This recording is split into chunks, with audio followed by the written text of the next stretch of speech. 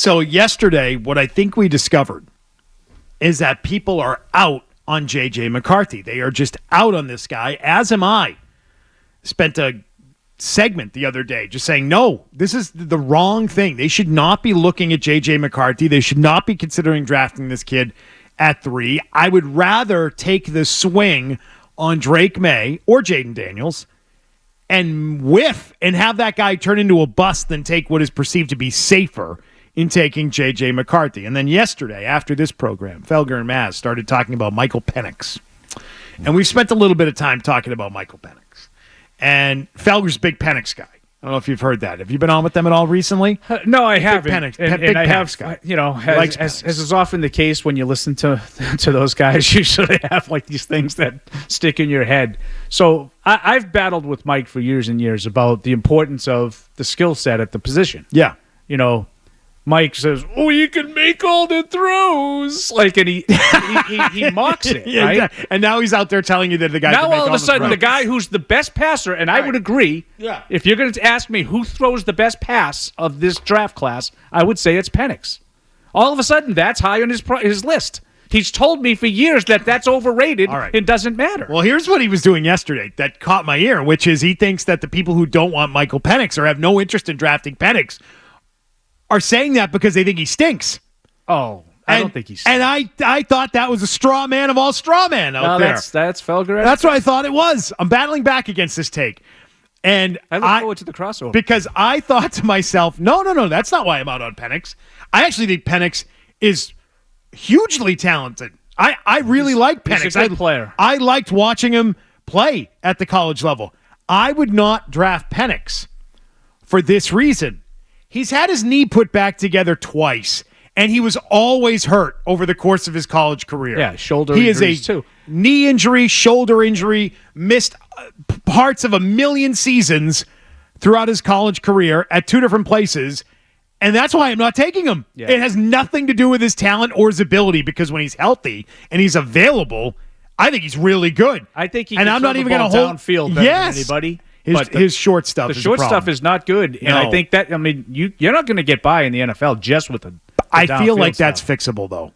Yeah, it could be. I think it's fixable. The same way it was fixable for Lamar Jackson, as you just mentioned. Guys can get better at the next level. And that's why I believe in Drake May. Guys can get better at the next level. That is not, you don't have to be the best version of yourself when you get drafted in the spring of whatever year you come out. You don't. That makes you Andrew Luck. You know what I mean? Like when you come in as a finished product, and you're already doing all these things at an NFL level, then that makes you a generational guy. That's rare. And it's very rare. So I want to just put it out there. And it got me thinking about our next Twitter poll, our next draft Twitter poll. I would prefer taking Michael Penix because he is more talented than taking JJ McCarthy. I would read this. So Phil Perry, he's been challenging me to engage on the possibilities of trading back. And I have, while listening to Felger, driving home yesterday, I thought this is the one guy that I would trade back for if you had to force me into choosing between drafting JJ McCarthy at 3 or trading back and taking Michael Penix. I would rather take the risk on Penix with his injuries and his bad knees than drafting JJ McCarthy at 3 because he's more talented in my mind. He's a better passer. I would agree with you. I like Penix better than McCarthy, but the trade down thing is hard. I know it is. It's really hard to ensure that you get the guy. But we got to check the polling on this poll. Yeah, all right, so today's Twitter poll on Twitter at Zoe Bertrand is this. Would you rather A, take JJ McCarthy at 3, or B, trade back and take Michael Penix? And I would take B. You would do the same, Paul. You would do that. Absolutely. Trade back for Penix. Matt McCarthy. I wouldn't even trade back for Penix. I like him that much. I would take him at 3. Yeah, you're an idiot, and that's not an option. No, but here's the thing. Very much an option. But, do not dismiss Matt like that. I just did. I'll do it later. I'll do it later. We got a 4-hour show here, guys. The thing about that I kind of agree with Matt, if you're that strongly convicted on Michael Penix, don't F around and find out. Don't trade back and risk him not being available. If you really, So you're going to look at it. What are you going to do? You're going to trade to 11 with Minnesota? Somebody's going to jump you. I don't think he's worth the third overall pick. But he's worth the 11th pick?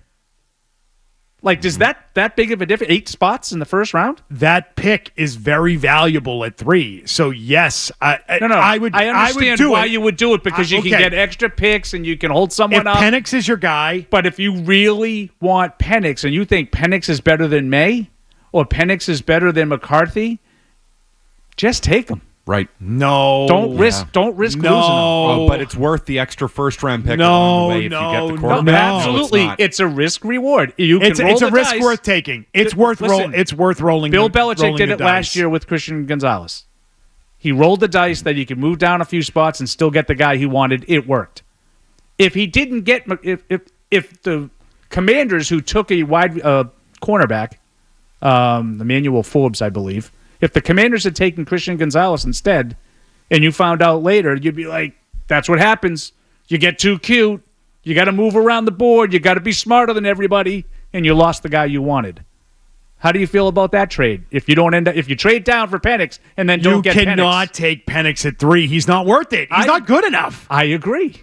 I would rather they actually do the. You know what would be less stupid? I wouldn't take Penix at 3, but I'm not looking to take him at 11 either. Now, I've said that drafting a positional player that is not a quarterback at 3 is a fireable offense. Mm-hmm. Strong to quite strong. I mean, I don't even think that's that strong of a take. No, I would agree. I wouldn't take. I think Elliott Wolf is not doing his job if he's taking someone other than a quarterback at 3 right in this draft, given the dynamic of it being a 3 or 4 quarterback draft. I think quarterbacks are going off the board 1, 2, 3, 4.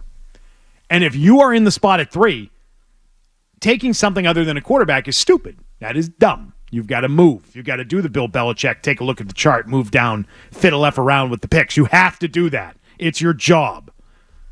But I think that would be smarter than taking Penix at 3. Taking Marvin Harrison Jr. is smarter to me than taking Penix at 3. I just want to state that, I am not advocating taking Penix. It sounds like you are. It sounds like you're co-signing with Matt McCarthy. If you think that Penix is better than May, then why is he only better at May if I can get him at 11? Why are you messing around? If you think the right quarterback is there, it doesn't matter where you take him, so long as you take him.